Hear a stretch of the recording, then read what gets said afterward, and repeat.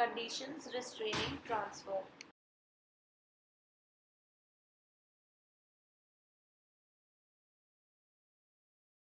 So the extent to which a person transferring real or personal property may limit its subsequent disposition by the transferee has for centuries been a problem troubling the courts.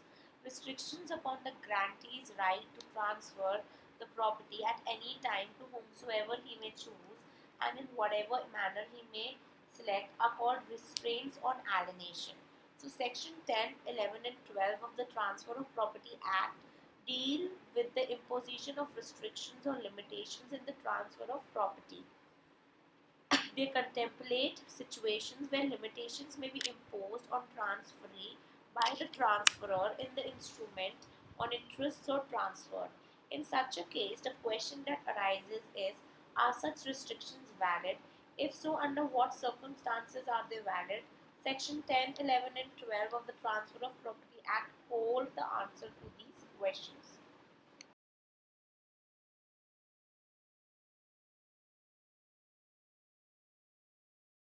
Now, rule against alienability.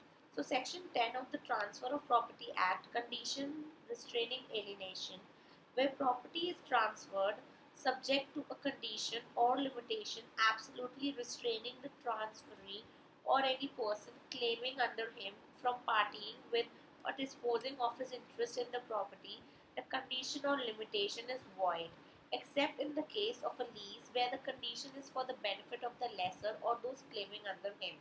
Proviso here is that provided that property may be transferred to or for the benefit of a woman not being a Hindu, Mohammedan or Buddhist so that she shall not have power during her marriage to transfer or charge the same or her beneficial interest therein.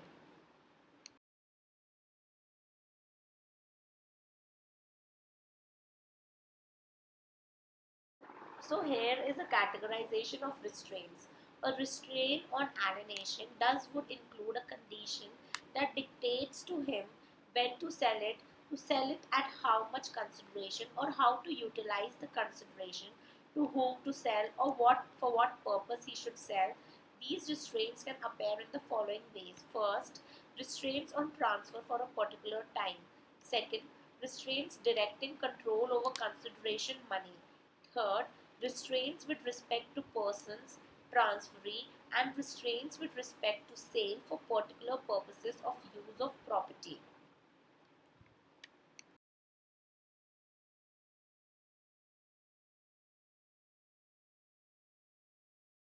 Now, absolute restraint. This refers to a condition that attempts to take away either totally or substantially the power of alienation. Section 10 says that where property is transferred subject to a condition or limitation which absolutely restrains the transferee from partying with or disposing of his interest in the property is a void condition. So, restraint or alienation is said to be absolute when it totally takes away the right of disposal.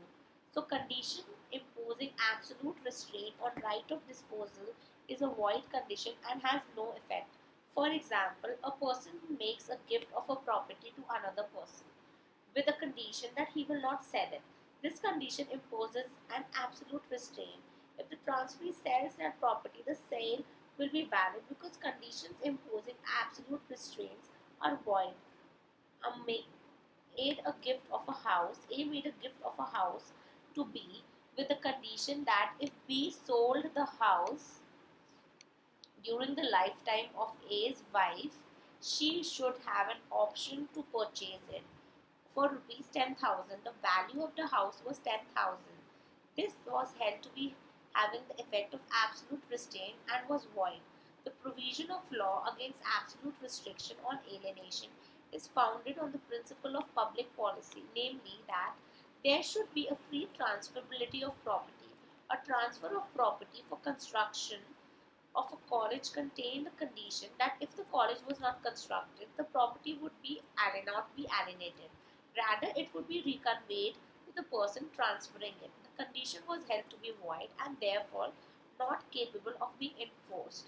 Where the settler, intending to create a life estate in favor of his son-in-law M, handed over the title deeds of the said property to M, indicating that he had divested himself to all the rights in the property but imposed absolute perpetual restraint on alienation. It was held that the restraint was void since the transfer was an absolute transfer in favor of M. Under the provisions of Section 10, the sale deed made by the heirs of M in favor of appellants was a valid sale because the heirs were entitled to ignore the restraint or alienation and deal with the property as absolute owners. So, the conditions restraining the lessee from alienating leasehold property is not illegal or void.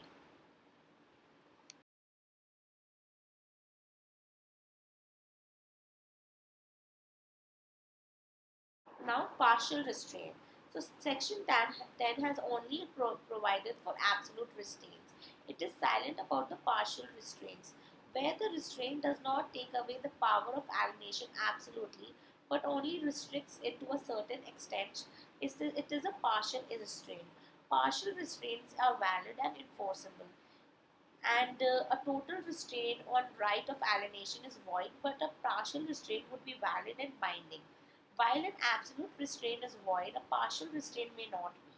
For instance, a partial restraint that restricts transfer only to a class of persons is not invalid.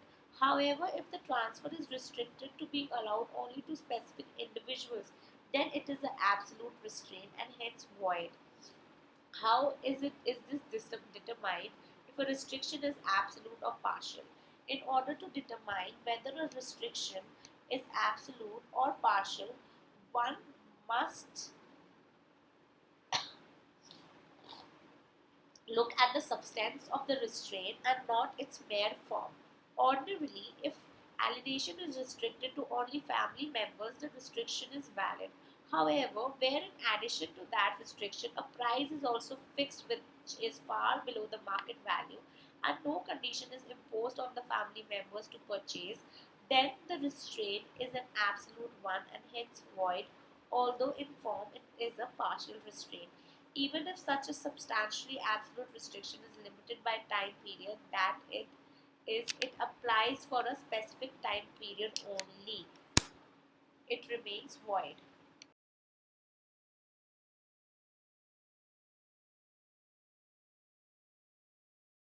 Now, Section 10 provides two exceptions to the rule against inalienability.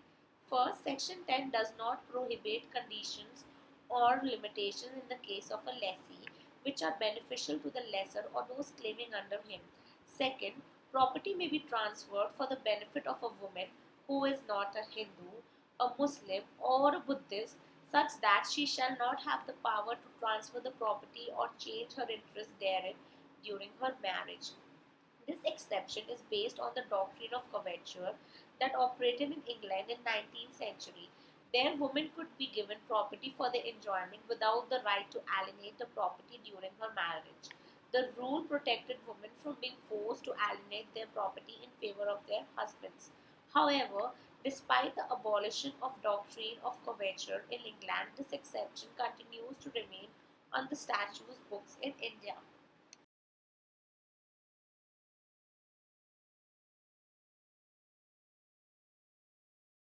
Section 11 of Transfer of Property Act deals with repugnant conditions.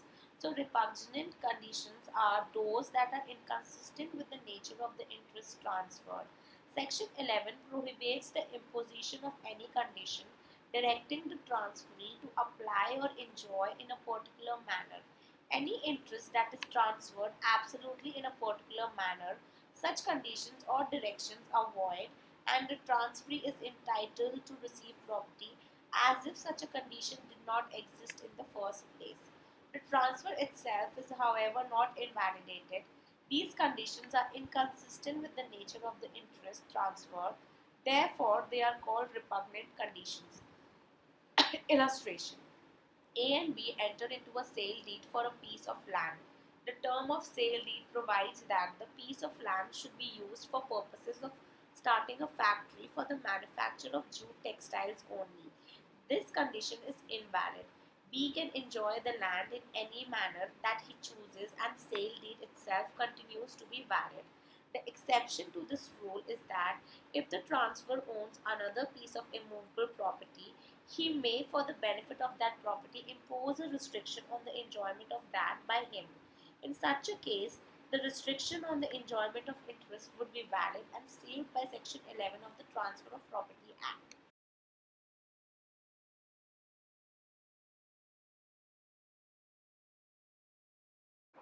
Now, Section 12 provides that where property is transferred subject to a condition or limitation, leaking any interest therein, reserved or given to, or for the benefit of any person to seize on his becoming insolvent or endeavoring to the transfer or dispose of the same, such condition or limitation is void. Nothing in this section applies to a condition in a lease for the benefit of the lessor or those claiming under him. Although this relates to the restrictions on transfer of property, it is actually an exception to another general rule provided in Section 31 of the Transfer of Property Act. So there is an illustration. A transfers the property to B with the condition that should B become insolvent, then his interest in the property would cease. B later becomes insolvent and A seeks to enforce the condition. In such a case, the condition would be void and B will continue to have interest in the property.